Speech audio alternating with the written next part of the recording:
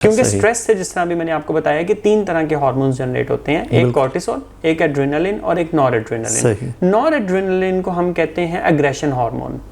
जो एड्रेनालिन है वो हमेशा एंजाइटी रिलेटेड हार्मोन है। सही। जो कॉर्टिसोल है वो हमेशा क्रॉनिक स्ट्रेस से रिलेटेड का हार्मोन है।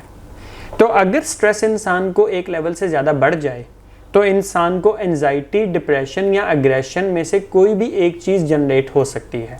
ठीक। अब इनके जो सिम्टम्स हैं, फॉर एग्जांपल अग्रेशन के तो सिम्टम आपको पता होगा कि उसके अंदर हमारा ब्लड प्रेशर इंक्रीज कर जाता है, हम हमारी पूरी बॉडी अलर्ट वाले फेज में आ जाती है, जहाँ पे हम अपने आप को बचाने के लिए सामने वाले इंसान को मार भी सकते हैं। इन अ सेंस कि हम पंच कर दें या हम स्लैप कर दें या हम उसे किक कर दें।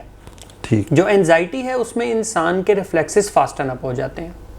फॉर एग्जांपल उसके अंदर इंसान की हार्ट बीट तेज हो जाएगी, और ये वही एंजाइटी है जिसके आगे चल के फिर पैनिक अटैक्स भी जनरेट होते हैं। एक कॉमन टर्म है जो आजकल मेरे पास जो इंडिविजुअल्स मुझसे कंसल्ट करते हैं वो पैनिक अटैक्स के ऊपर बहुत सारी बात करते हैं कि उनको पैनिक अटैक्स अब जनरेट होते हैं। सही। तो पैनिक अटैक के अंदर हमारी हार्ट बीट तेज होती है, हमें शॉर्टनेस ऑफ ब्रेथ होती है, हमें ऐसे लगता है कि हमारा सांस बंद हो रहा है, हमें चॉकिंग होती है, हमें रोना आता है, हमें अपनी सिचुएशन के ऊपर कंट्रोल नहीं रहता।